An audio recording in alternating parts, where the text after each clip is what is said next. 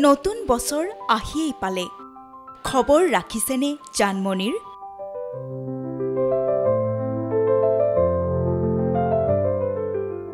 পূৰ্ণিমা নেত্ৰকাই বিয়া পাতিলেনে নৱবৰ্ষলৈ মাজত মাথো কেইটামান দিন বাকি আৰু পুৰণাক বিদায় দি নতুনক আদৰাৰ ব্যাপক প্ৰস্তুতি চলিছে ৰাজ্যজুৰি আৰু ক্ৰমাৎ যেন পাহৰণিৰ গৰ্ভৰ নতুন বছৰৰ যিসমূহ ভিচিডি কেছেট জানমণি জোনবাই অঞ্জনা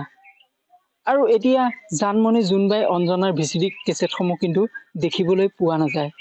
পাহৰণিত গৰ্ভত পৰি গ'ল জানমণি জোনবাই অঞ্জনা আহকচোন অকণমান অতীতলৈ উভতি যাওঁ এয়া ডিচেম্বৰ গৰকি জানুৱাৰী সোমোৱাৰ ইংৰাজী নৱবৰ্ষত ভৰি দিয়াৰ সময়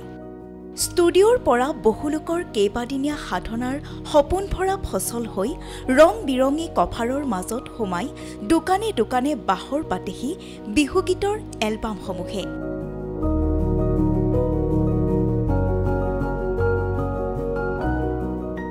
কোনোবাখনত লিখা থাকে জানমণি কোনোবাখনত ৰাংঢালি কোনোবাখনত বগীতৰা মৰমজান কেছেটখন হাতত নপৰালৈকে এবাৰ গানবোৰ শুনি নোলোৱালৈকে উগুল থুগুল মন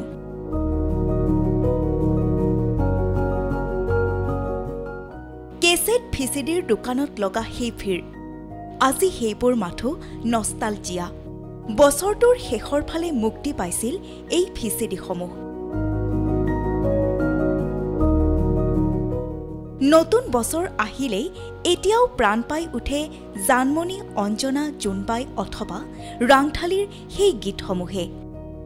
ডিজিটেল যুগত কৰবাত হেৰাই গ'ল নেকি তাহানিৰ সেই সোণসিৰীয়া দিনবোৰ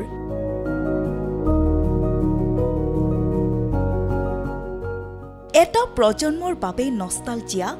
এটা প্ৰজন্মৰ বাবে অচিনাকি হৈ গ'ল এই ভিচিডিসমূহ কম সময়তে সকলো সলনি হ'ল ভিচিডিৰ স্থানত আহিল OTT ডিজিটেল প্লেটফৰ্ম নতুন নতুন সা সুবিধাই আমাক বহু দূৰলৈ লৈ আহিলে এই অনুভৱখিনিৰ পৰা অতি কম সময়তে কিন্তু অসমীয়াৰ হৃদয়ৰ কোনোবা কোণত আজিও সাজ বহি থাকিল এই ভিচিডিসমূহ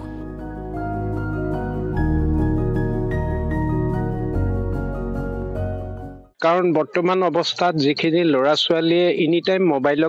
মোবাইলৰ লগত ব্যস্ত তেওঁলোকে খালি গেম খেলিব লাগে একমাত্ৰ সেইটোৱে জানে তাৰ বাদে তেওঁলোকে বেলেগ কিবা এটা কৰিব মানে আগবাঢ়ি নাযায়